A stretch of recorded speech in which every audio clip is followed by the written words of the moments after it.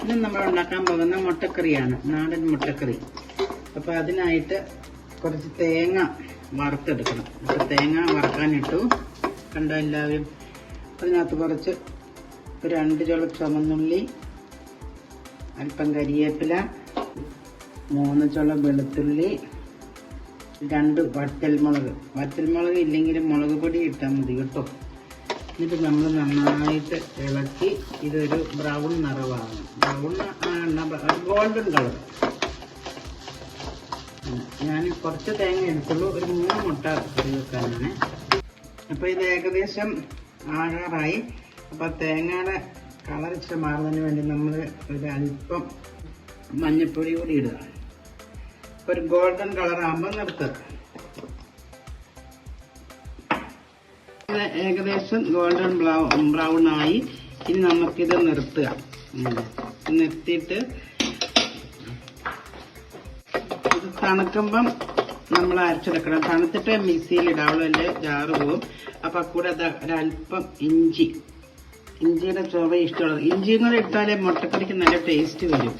അപ്പം ഞാൻ അല്പം ഇഞ്ചിയും കൂടി ചേർക്കും. എന്നിട്ട് ഇത് തണുക്കുമ്പോൾ നമ്മളിത് അരച്ചെടുക്കും.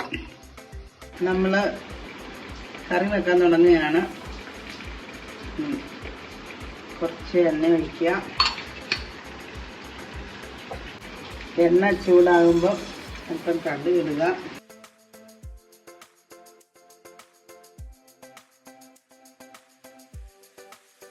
എന്നിട്ട് നമ്മൾ അരിഞ്ഞു വെച്ച സവാള, ഇതൊരു വലിയ സവാളയാണ്, അതിന് മുട്ടയ്ക്ക്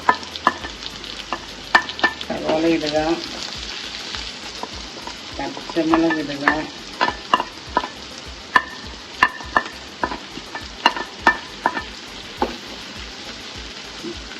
കുറച്ച് കരിവേപ്പില കൂടെ ഇടുക. സവാള വാടുന്നതിനായിട്ട് കുറച്ച് ഉപ്പിട്ട് കൊടുക്കുക. ഉപ്പിട്ടാൽ വേഗം സവാള വാടിക്കിട്ടും.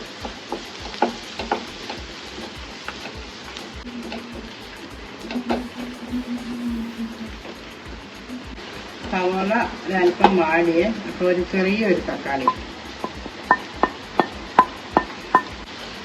കൂടി വാടാനുണ്ട്.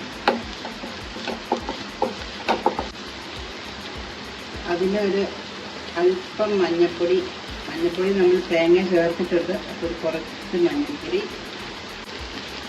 ഒരു കുറച്ച് മല്ലി,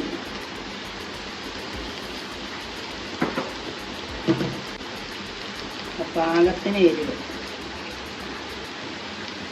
കാശ്മീരി മുളക് പൊടിയാണ് ഇത്.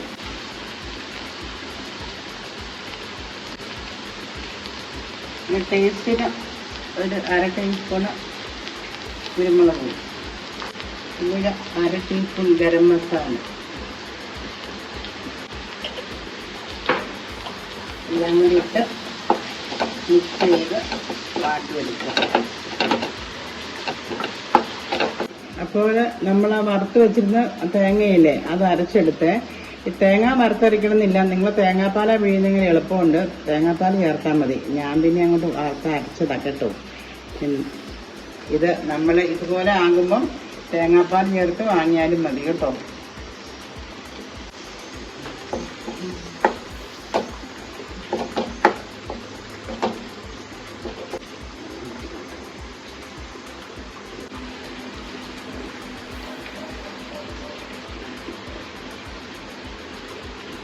നമ്മൾ അരപ്പ് ചേർത്ത്.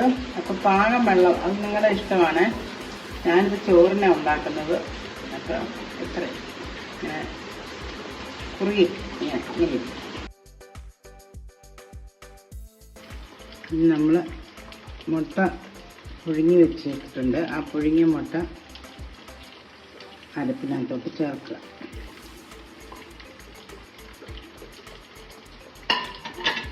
നന്നായിട്ട് ഒന്ന് ഇളക്കുക. അപ്പോഴാണ് ആ മുട്ടയുടെ രുചിയൊക്കെ കറിയിലോട്ടാകും. ഞാൻ ചാറ് കുറച്ചത് കൊണ്ടാണ് മുട്ട മുങ്ങാത്തേ.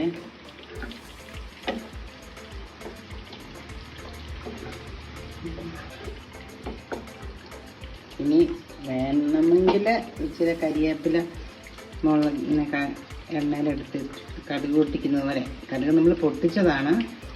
അപ്പോൾ മുകളിൽ കിടക്കുമ്പോൾ ഒരു രസം ഉണ്ടാവും. ഇതാണ് നമ്മുടെ മുട്ടക്കറി.